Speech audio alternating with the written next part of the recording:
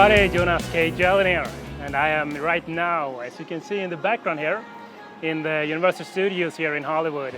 You know, I like to come and work out at places where you get really inspired and so on. So we're just hanging out here for the day, doing some work and writing something. So I thought I'd shoot this little video for you as well.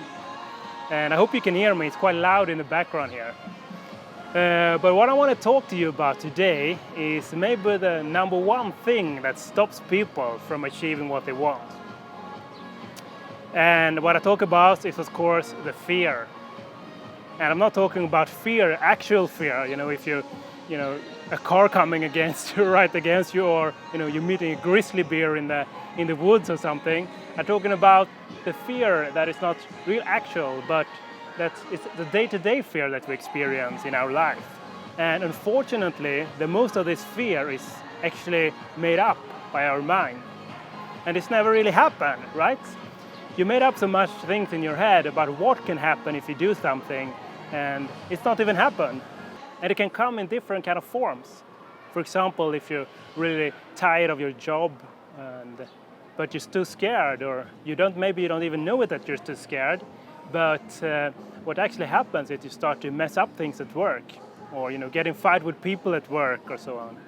And what you're really scared about is you cannot leave the work because what will happen if you do? You get this unconscious fear that just is there in other forms that the actual fear in front of you. And for example, in a relationship, maybe if this relationship is still okay, I'm quite satisfied, but there is something more, and you start to get a lot of fights in the relationship and so on. But what will happen if you leave? Would you be alone? Or these unconscious fears is actually stopping you from progressing where you want to be. And maybe the most common fear that a lot of us realize after a while is that the fear of what other people would think of us. It can happen in work. What will happen if you don't have a job? Maybe you start in your own company, and for years you maybe struggle with it. What would other people think? And what will other people think if you leave this relationship and now you're alone for a while? This fear is really, really frustrating, and it's stopping us from becoming who we really want to be. And it stops us from becoming and stepping out our comfort zone. But what is really interesting with fear is that it's a natural thing. And instead of trying to break through it or hide from it, we should embrace it, because it's a natural part of us. It's natural, like the good thing and the bad thing that happens to us in life. Fear is also part of us, because it's just trying to help us to stay where we are from the old good times, where we were like the cavemen and so on. But today, we make up this fear, but it doesn't really exist. So instead of trying to push through it and be hard and tough and all the time, we should try to embrace it in ourselves. And I actually tried this out with these 5 questions that I wanted to talk about right now. I want to give you these 5 questions that maybe also help you to get over your fears and embrace them instead, and moving towards the people or the one you want to become instead, and achieve the goals you want in your life. So the first question, and they are designed in a specific way, the first question is, what will happen if I not do this?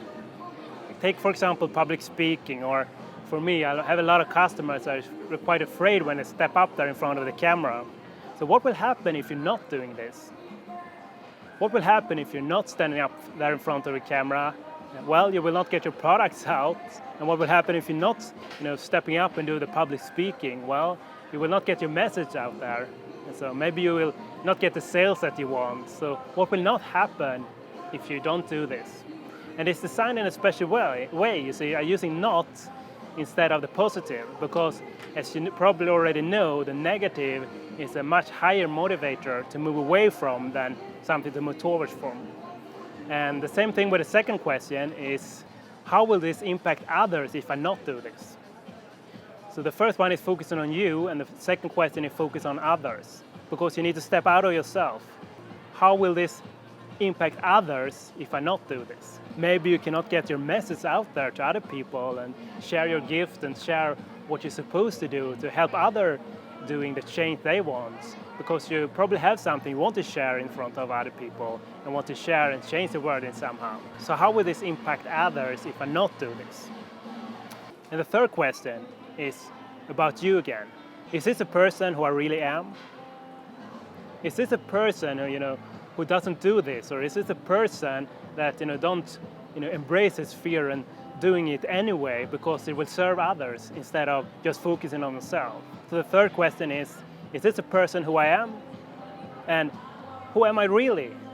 Yes, maybe I'm the communicator, maybe I'm the salesperson, maybe I'm an excellence relationship, and maybe I'm the public speaker or the actor in front of the camera. Who am I really? And why must I do this right now? And the fourth question is, how can this serve others? Again, step out of yourself. How can I do it anyway and not hide in front of this fear I have right now? And how can it serve others what I'm doing? So it's not about yourself, it's about who you can serve. And the fifth and last question is, why is it so funny? Maybe it's a strange question, but it's a really good question. Why is this so funny? Because what you realize soon is this is just your mind doing tricks with you. So why is it so funny that, okay, I'm scared to go up on the stage? Why is it funny that you're scared to go up on the stage? I mean, it's just human people sitting there watching you. Or why is it so scary? Why is it so funny that it's scary to stand in front of the camera? And when you do this question, what you will realize, and what is quite amazing, is that you are not your thoughts. You're not your thoughts.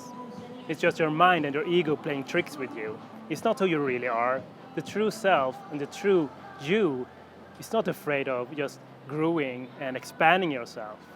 So embrace your fears and embrace it as a part of you, and realize that it's just your thoughts. It's not the real you, and instead focus on what you can serve and how you can help other people, and realize that you have a gift you can give to others and serve with this gift, and step out of yourself and become who you want to be and embrace it into yourself.